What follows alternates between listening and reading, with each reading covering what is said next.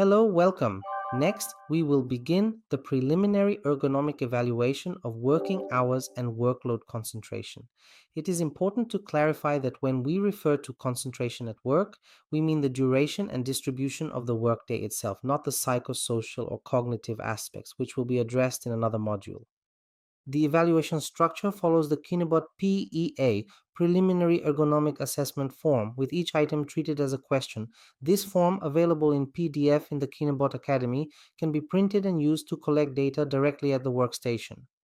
We recommend reading each question carefully, phrasing it in a questioning tone. For example, is the workday longer than 8 hours per day? This approach facilitates data gathering and analysis. After responding, observers indicate the conditions noted and document potential impacts or risks to the worker in light of the company history and supporting bibliographic references. Consider the criterion workday longer than 8 hours. When selecting this item, you should record the observed possible health impacts and complete the risk assessment matrix, filling in consequence, probability, and exposure ratings. A critical step in the preliminary ergonomic evaluation is identifying possible injuries or harms related to identified risks. The list of potential worker health outcomes includes fatigue complaints. Workers report excessive tiredness, which may impair performance and increase error risk. Absenteeism, frequent absences often linked to poor ergonomic conditions. Musculoskeletal complaints, such as back pain and tendinitis due to overload or poor posture. Mental exhaustion, signs of emotional or mental fatigue in high demand environments. Irritability, stressful environments leading to reduced interpersonal tolerance. Non-conforming products, when risk factors compromise product quality. Unjustified absences, unplanned time off due to poor working conditions. Other, any additional adverse outcomes not listed. On the side, there are three fields essential to risk classification. 1.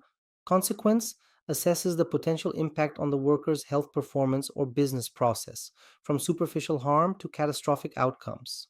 2. Probability evaluates the likelihood of the risk occurring from nearly impossible to highly probable, considering company or industry epidemiological data. 3. Exposure indicates how frequently the worker encounters the risk, from rare to continuous. At the bottom of the form is a confirmation button, currently disabled. This ensures all mandatory fields marked with a red asterisk are completed before advancing. This stage enables structured documentation of how work conditions affect employees, supporting the creation of an effective action plan to reduce or eliminate risks. Based on the findings, you can determine risk levels and, if necessary, propose mitigation measures. If a low risk is found, but existing controls are in place, complete the action plan, describe existing measures, and schedule monitoring.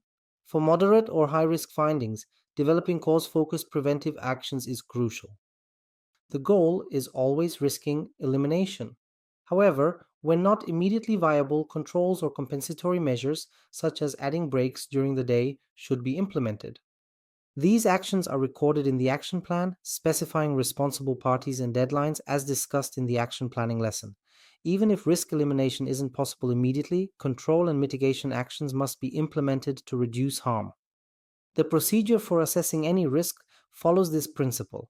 Identify potential harms, determine their consequences, probability, and exposure, then develop an action plan.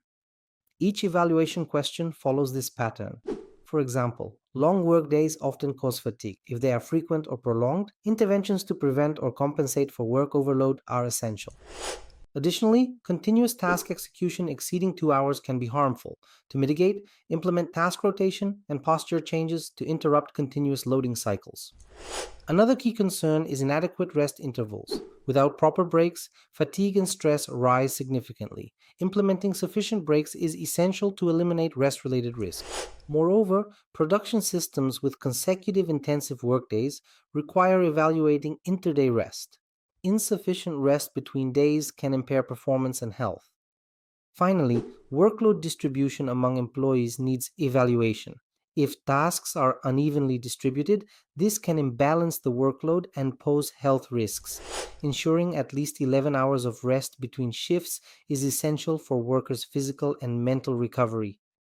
This analysis ensures safer, healthier workplaces with planned, systematic risk reduction measures. See you at the next lesson.